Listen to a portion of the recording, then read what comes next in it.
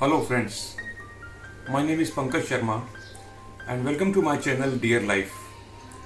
So today I will be going to share with you something.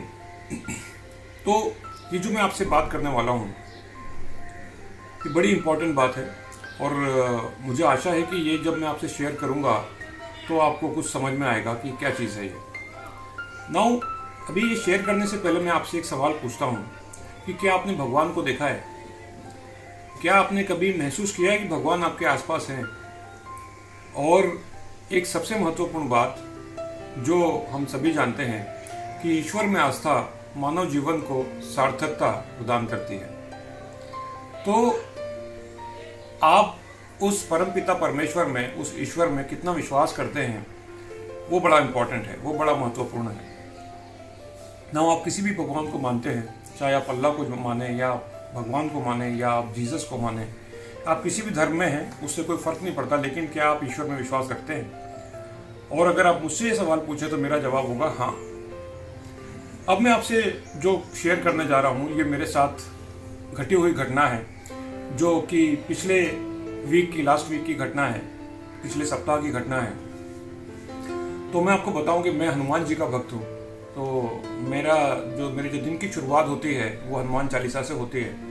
और हनुमान चालीसा की जब आप बात करते हैं तो उसमें कई सारी चौपाई, कई सारे दोहे आते हैं, जिससे कि आप देख सकते हैं कि हनुमान जी को संकट मोचन कहा जाता है। और संकट मोचन का मतलब ये होता है कि हनुमान जी के जो भक्त होते हैं वो कभी भी संकट में, तकलीफ में नहीं हो सकते, क्योंकि हनुमान जी उनकी रक्षा करते हैं। ऐसा हनुमान चालीसा में और सुंदरकांड में बताया गया है।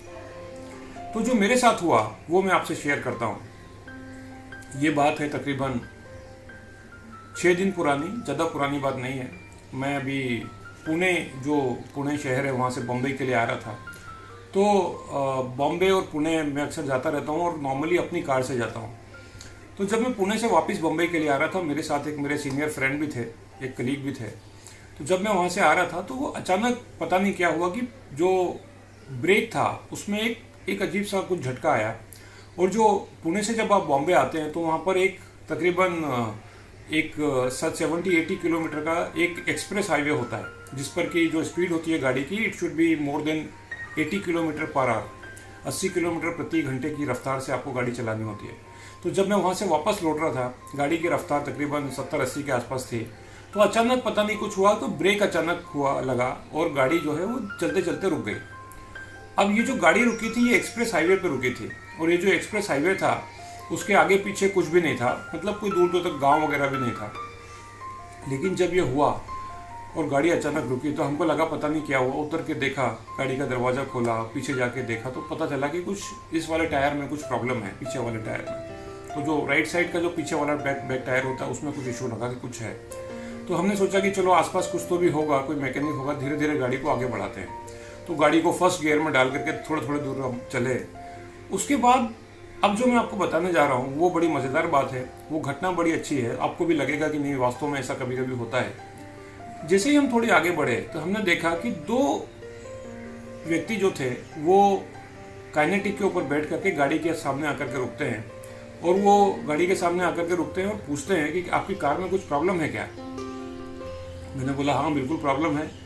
तो उन्होंने पूछा कि क्या हुआ है? मैंने बोला कुछ ना कुछ पिछले टायर में कुछ है, पता नहीं कुछ गड़बड़ है, तो टायर मूव नहीं कर पा रहा है, चल नहीं रही गाड़ी ठीक से। तो उन्होंने बोला कोई बात नहीं, हम ठीक कर देते हैं। और लकीली वो जो दोनों व्यक्ति जो थे वो मैकेनिक थे। और हमने उससे बात करी कि आप कितने पैसे लोगे, क्या लोगे? तो उन्होंने बताया कि हम तकरीबन 1200 रुपये लेते हैं, लेकिन आपसे ये 1000 रुपये में आपका काम हम कर देंगे। अब ऐसे वक्त पर जब आप समस्या में हैं, ऐसे वक्त पर जब आप हाईवे पर हैं, एक्सप्रेस हाईवे पर हैं और दूर दूर तक कुछ नहीं है, वो व्यक्ति शायद 1200 रुपये या 1500 रुपये बोलता तो भी उसको उतना भी हम देते। लेकिन इम्पॉर्टेंट बात यह है कि उन्होंने रुक करके गाड़ी का टायर खोला और उसके जो लाइनिंग होती है पिछले टायर की, जिससे ब्रेक लगता है, पता चला कि वो लाइनिंग जो है वो टूट चुकी थी, उसके कारण से जो टायर रुका था। तो उन्होंने लाइनिंग निकाली, कनेक्शन उसका ठीक से जोड़ा और वो टायर फिट किया। तो मैंने ऐसी ही बात करते करते उस व्यक्ति से पूछा कि मतलब भैया आपका नाम क्या है? तो वो जो मैकेनिक था उसने अपना नाम बताया कि मेरा नाम सलीम है। मेरे मन में अचानक एक विचार आया। मैंने उसको बोला कि यार आप अपना नाम ठीक से बताओ, आपका नाम सलीम नहीं हो सकता। तो वो जो मैकेनिक था वो बड़े मजे से देखता है मेरी तरफ, बोले भाई साहब आप क्या बोल रहे हैं, मैंने बोला यार आपका नाम ठीक से बताइए, तो आपका नाम क्या है? तो उसने बोला कि भैया मैंने अभी तो बताया आपको मेरा नाम सलीम है। तो मैंने उसको बोला कि नहीं, आपका नाम सलीम नहीं है, आपका नाम हनुमान है। तो जैसे ही मैंने ये बोला उसको, तो उसके चेहरे पे मुस्कुराहट आ गई और वो मुस्कुराने लगा और बोलता, भाई साहब हाथ जोड़ के बोलता है कि सर मुझे अच्छा लगा कि आपने मुझे हनुमान जी बोला, और वास्तव में मुझे पता नहीं था, मेरे को दूर से देखा था मैंने जब आपको तकरीबन 10-15 किलोमीटर से, कि ऐसा लगा कि कुछ आपकी गाड़ी में प्रॉब्लम है। तो मैंने सोचा कि चलो आकर के देखते हैं क्या समस्या है। तो जब मैंने उसको बोला कि आपका नाम हनुमान है, तब उसने एक और किस्सा सुनाया कि पिछले कुछ 1 महीने पुरानी बात है कि एक परिवार वहाँ पर जा रहा था बॉम्बे से पुणे। अब परिवार में चूंकि हस्बैंड वाइफ और 2 बच्चे थे, तो कार में कुछ प्रॉब्लम हुई। तो उन्होंने देखा कि हस्बैंड जो थे वो कार खड़ी करके कुछ देख रहे थे दाएं बाएं। तब भी उन्होंने देखा कि मेरे को लगा कि उसकी मदद करना चाहिए, तो मदद करने के लिए ये जो व्यक्ति था वो गया और उसने मदद करी। तो उस व्यक्ति ने जिसकी कार उसने ठीक करी थी, उसने भी बोला था कि यार आप तो हनुमान हैं। तो हनुमान चालीसा की जब आप बात करते हैं तो उसमें चौपाई आती है कि नासे रोग मिटे सब पीरा, जो सुमरे हनुमत बलबीरा। तो जो हनुमान जी के भक्त होते हैं, जो हनुमान जी को मानते हैं, अब ये व्यक्ति को पता नहीं था कि ये कहाँ से आ रहा है, क्या आ रहा है, लेकिन एक बात तो तय है, ये जो विश्वास था मेरा कि हनुमान चालीसा बोलने के बाद में ये जो बातें आप जब आप बार बार बोलते हैं हनुमान चालीसा, वो सच सच होती हैं, वो सिद्ध होती हैं। तो वो जो व्यक्ति था सलीम, वो हमारे लिए हनुमान जी बन करके आया था। तो उसने टायर लगाया और मुश्किल से उसको आधा घंटा लगा होगा, टायर फिट किया। उसने बोला कि आप थोड़ा सा स्पीड कम रखिएगा और आप आराम से अपने घर तक जा सकते हैं, और बम्बई पहुंचने के बाद आप इसका गाड़ी का जो टायर का लाइनर है वो लगवा लीजिएगा। पैसे दिए उसको। और ये कभी कभी ऐसा समय आता है ज़िंदगी में जब आप ईश्वर को याद करते हैं।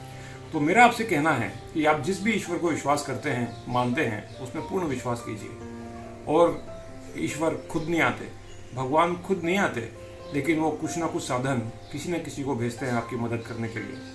तो मुझे लगता है कि जैसा मेरे साथ हुआ वो आपके साथ भी होगा।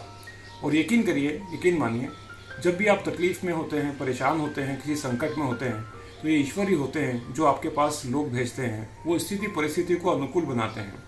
तो ये प्रतिकूल परिस्थितियाँ अनुकूल कैसे बन जाती हैं, ये उस ईश्वर की अनुकंपा होती है, उसका असीम आशीर्वाद होता है, जिसके कारण से हम जिंदगी ठीक से गुजार पाते हैं। मैं आशा करता हूँ कि ये कहानी जो मेरी आप बीती कहानी है, ये आपको अच्छी लगी होगी।